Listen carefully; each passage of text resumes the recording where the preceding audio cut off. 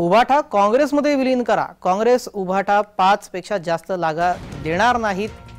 काँग्रेसकडून प्रस्ताव आल्याचा नितेश राणेंनी दावा केला।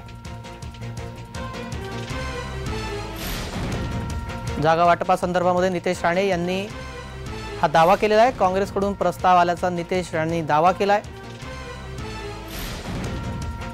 उभाटा काँग्रेसमध्ये विलीन करा अशी मागणी सुद्धा त्यांनी केली।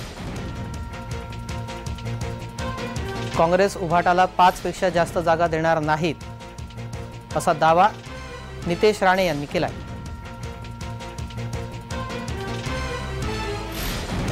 सोबतच काँग्रेसकडून प्रस्ताव आल्याचं सुद्धा नितेश राणे यांनी म्हटलंय।